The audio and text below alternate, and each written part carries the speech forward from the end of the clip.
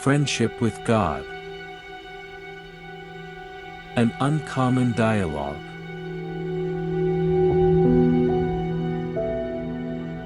"13.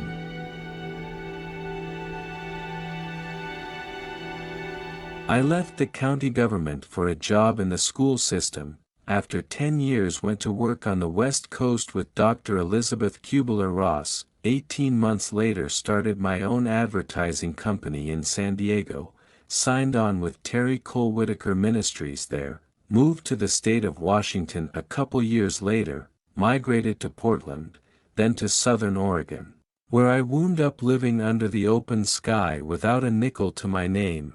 Finally found a job back in radio, 3 years later got fired, had a miserable time, then became a nationally syndicated talk show host, wrote the Conversations with God books, have had an amazing time ever since, and here I am. Okay, I kept my promise. Now you keep yours. I think people want a little more than that. No, they don't. They want to hear from you. They want you to keep your promise. Fine. I made the world, created Adam and Eve, put them in the Garden of Eden, told them to be fruitful and multiply, had some trouble with a serpent there, watched as they blamed each other and misunderstood everything, later gave an old man a couple of stone tablets to try to clear things up, did a little sea-splitting and miracle working, sent some messengers to tell my story, noticed that nobody was listening, decided to keep trying, and here I am. Okay, I kept my promise.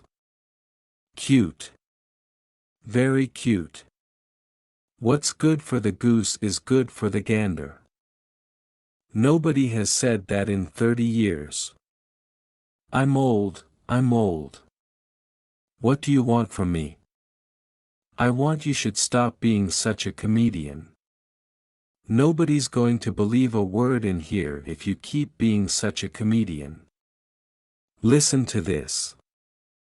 I've got the pot calling the kettle black here. Okay, have we gotten it out of our systems now? Can we get back to the book? If you insist. I'd like to know about the 5 attitudes of God, one of which was not, I notice, hilarious. Maybe it should have been. Will you stop? No, I'm serious. People have this idea that God is never humorous, cannot laugh, and that everybody has to act very sacred around the divine. I wish you would all lighten up a bit. All of you. Laugh at yourself. Someone once said, you grow up the day that you have a good laugh at yourself. Don't take yourself so seriously. Give yourself a little slack. And while you're at it, give each other a little, too. You want to know about the 5 attitudes of God? Take a look at the first one. Totally joyful. That is the first attitude. Did you notice that? I listed that first. So what are you saying? I'm saying that it comes before anything else. It is what makes everything possible. Without joy, there is nothing. I'm saying that unless you get a little humor in your life, none of it is going to make any sense. I'm saying that laughter is the best medicine. I'm saying that joy is good for the soul. I'll go further than that. Joy is the soul. The soul is that which you would call joy. Pure joy. Endless joy. Unadulterated, unlimited, unrestricted joy. That is the nature of the soul. A smile is a window to your soul. Laughter is the door. Oh, wow. Wow, indeed. Why is the soul so happy? People aren't that happy. I mean, the people whose souls these are don't seem all that happy, so what's going on here? That's a wonderful question. If the soul is so joyous, why aren't you? That's a perfectly wonderful question. The answer lies in your mind. You must be of a mind to be joyful if you are to release the joy that is in your heart. I thought the joy was in your soul. Your heart is the corridor between your soul and your mind. The joy in your soul must move through your heart, otherwise it will not even enter your mind. Feelings are the language of the soul. They will back up in your heart if you have a closed mind. That is why, when you are feeling very, very sad, you say that your heart is breaking. And that is why, when you are feeling very, very happy, you say that your heart is bursting.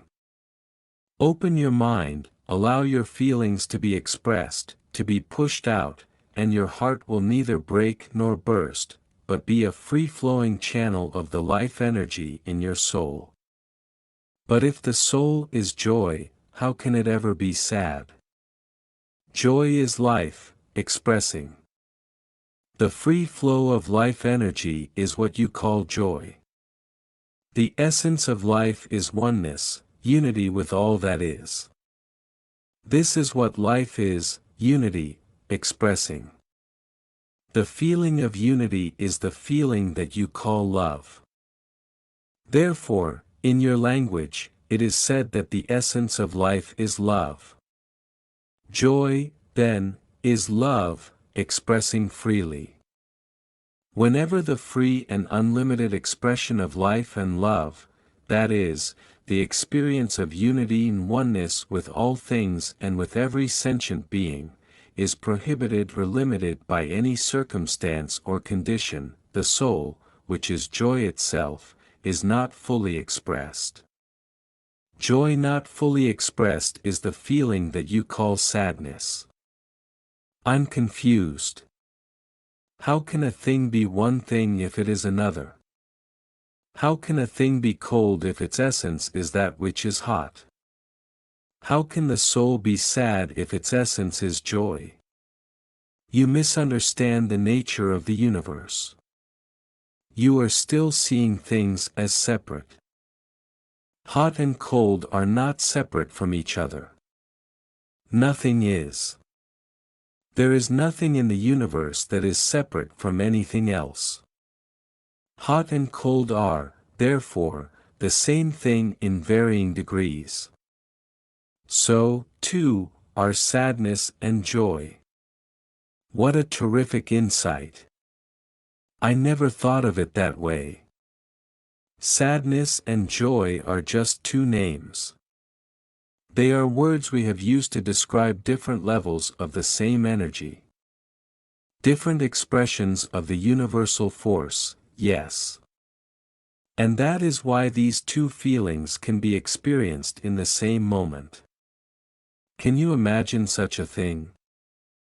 Yes. I have felt sadness and joy at the same time. Of course you have. It is not unusual at all. The television show MASH was a perfect example of this kind of juxtaposition. And, more recently, an extraordinary motion picture called Life is Beautiful. Yes. These are incredible examples of how laughter heals, of how sadness and joy can intermingle. This is the life energy itself, this flow that you call sadness/joy. This energy can be expressed in a way that you call joy at any time. That is because the energy of life can be controlled. Like turning a thermostat from cold to hot, you can speed up the vibration of life energy, from sadness to joy. And I tell you this, if you carry joy in your heart, you can heal any moment. But how do you carry joy in your heart? How do you get it there if it's not there? It is there. Some people do not experience that. They do not know joy's secret. What is the secret? You cannot feel joy until you let it out. But how do you let it out if you are not feeling it? Help another to feel it. Release the joy that is inside of another, and you release the joy that is inside of you. Some people don't know how to do that. That is such a huge statement, they don't know what that looks like. It can be done with something as simple as a smile, or a compliment, or a loving glance. And it can be accomplished with something as elegant as making love. With these devices can you release joy in another. And with many more. With a song, or a dance, or the stroke of a brush, or the molding of clay, or the rhyming of words. With the holding of hands, or the meeting of minds, or the partnering of souls. With the mutual creation of anything good and lovely and useful. With all these devices can you release another's joy, and with many more. With the sharing of a feeling, the telling of a truth, the ending of anger, the healing of judgment. With the willingness to listen, and the willingness to speak. With the decision to forgive, and the choice to release. With the commitment to give, and the grace to receive. I tell you there are 1,000 ways to release the joy in the heart of another. Nay, 1,000 times 1,000. And in the moment you decide to do so, you will know how. You're right. I know you're right. It can be done even on someone's deathbed. I sent you a great teacher to show you that. Yes. Dr. Elizabeth Kubler-Ross. I couldn't believe it. I couldn't believe that I actually got to meet her, much less work on her staff. What an extraordinary woman. I'd left the Anne Arundel County government, before Joe Alton's troubles began. Phew, to take a job in the school system there. Its longtime press aide retired, and I applied for the position. Once again, I was in the right place at the right time.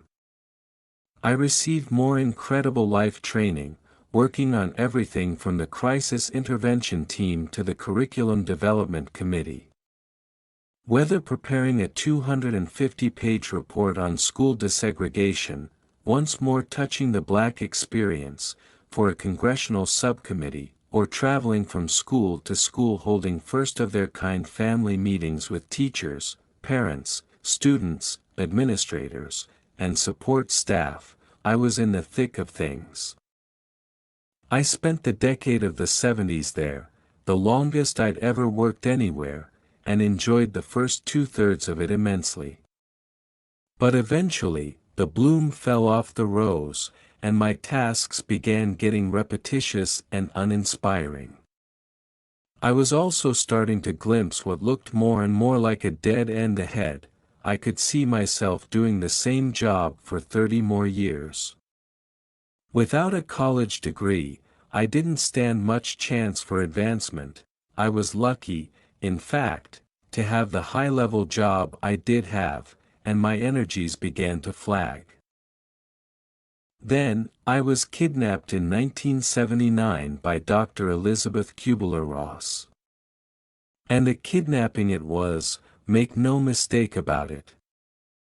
I'd begun helping Elizabeth that year as a volunteer, partnering with a friend, Bill Griswold, in coordinating some East Coast fundraising lectures for Shanti Nilaya, the non-profit organization that supported her work.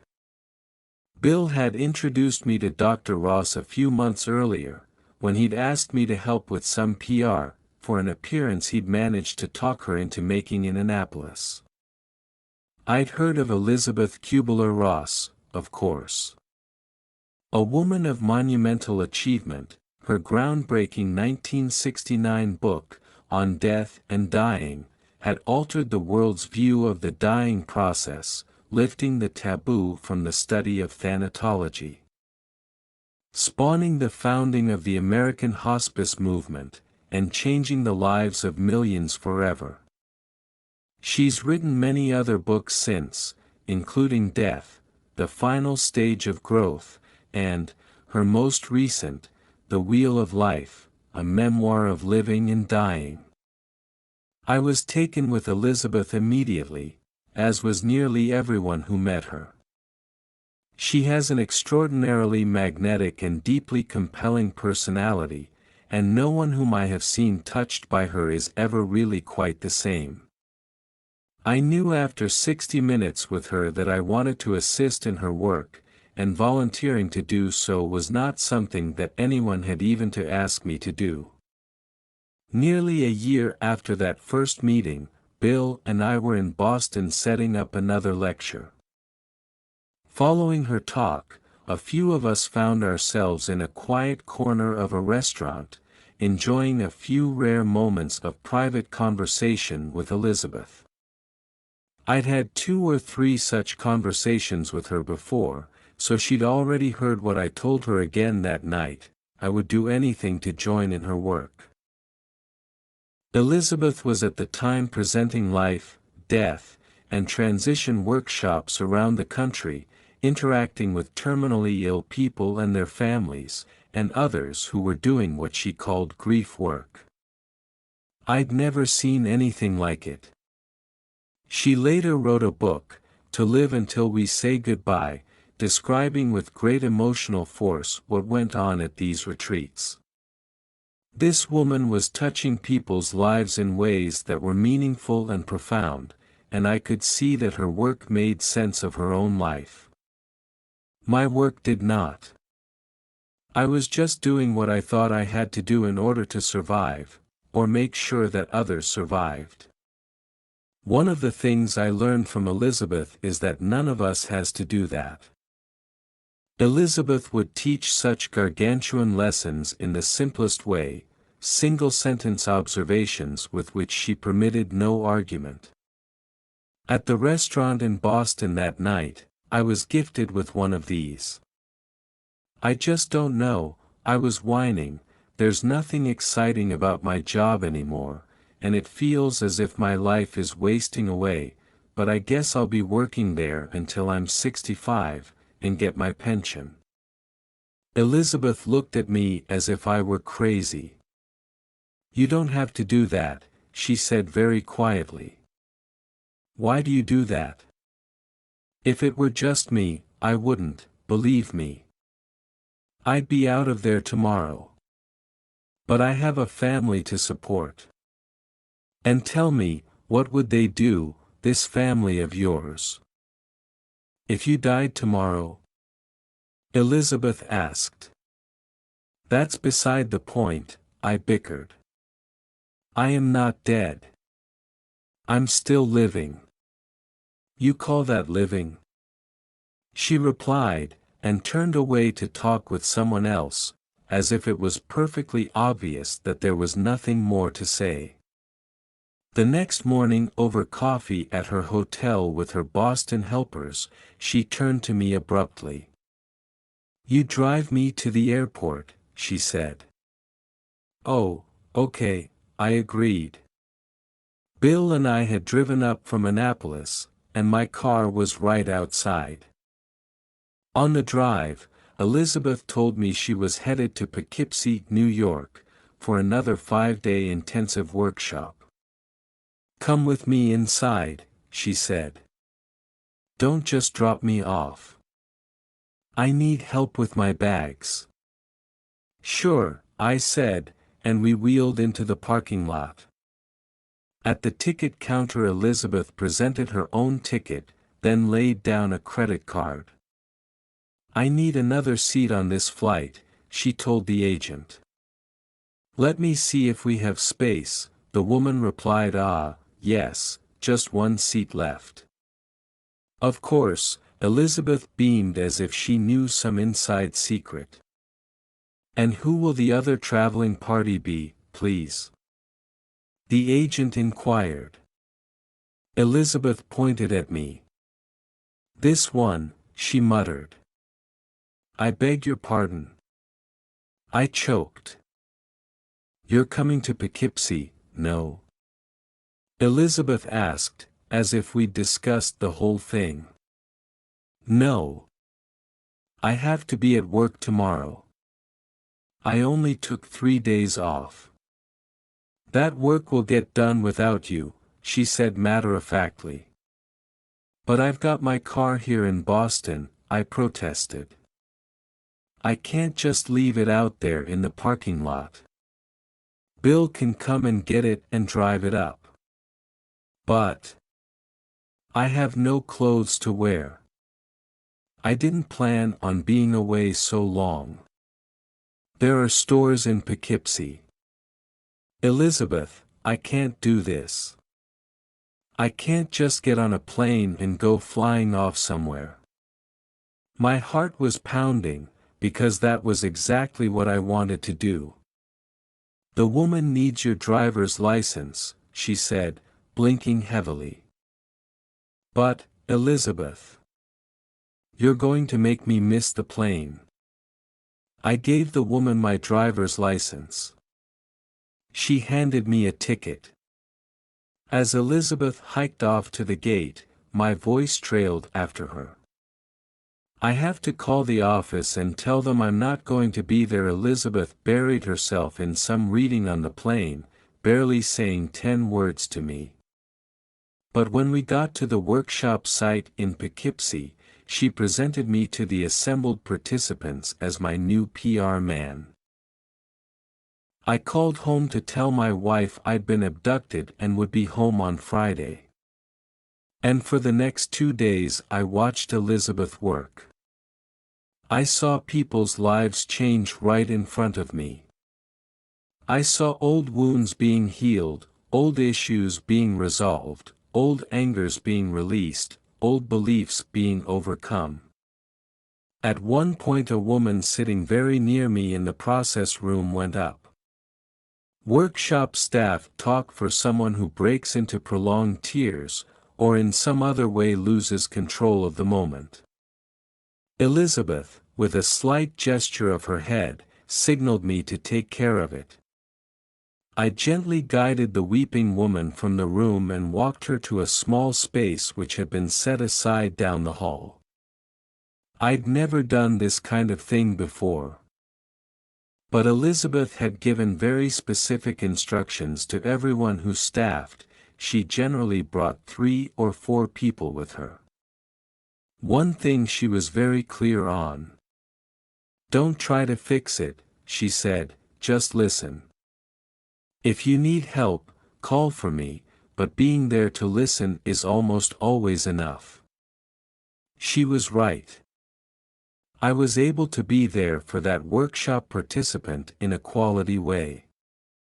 I was able to hold the space of safety for her, to give her a place to just let it all out, to let go of what she'd been carrying around that had been triggered in the larger room. She cried and wailed and spat out her anger and talked quietly, and then went through the whole cycle again. I never felt so useful in my life. That afternoon I called the school board office back in Maryland. Personnel, please, I said to the operator, and when I'd been connected to the right department, I took a deep breath. Can a person, I asked, resign over the phone? My time as a member of Elizabeth's staff was one of the greatest gifts of my life. I saw, up close, a woman working in saintly ways, hour after hour, week after week, month after month. I stood by her in lecture halls, in workshop rooms, and at the bedside of people who were dying. I saw her with old folks and with little children. I watched her with the fearful and the brave, the joyful and the sad, the open and the closed, the furious and the meek. I watched a master. I watched her healing the deepest wounds that can be inflicted upon the human psyche. I watched, I listened, and I tried very hard to learn. And, yes, I did come to understand that what you've said is true. There are 1,000 ways to release the joy in the heart of another. And in the moment you decide to do so, you will know how. And it can be done even on someone's deathbed. Thank you for the teaching, and for the master teacher. You are welcome, my friend. And do you know, now, how to live joyfully? Elizabeth advised us all to love unconditionally, to forgive quickly, never to regret the pains of the past. Should you shield the canyons from the windstorms, she would say, you would never see the beauty of their carvings. She also urged us to live fully now, to stop and taste the strawberries, and to do whatever it took to finish what she called your unfinished business, so that life could be lived fearlessly and death could be embraced without regret. When you are not afraid to die, you are not afraid to live. And, of course, her biggest message was, death does not exist. That is much to receive from one person. Elizabeth has much to give. Go, then, and live these truths, and those I have brought to you through other sources, that you may spread the joy in your soul, feel it in your heart, and know it in your mind. God is life, at its highest vibration, which is joy itself. God is totally joyful, and you will move to your own expression of godliness when you express this first attitude of God.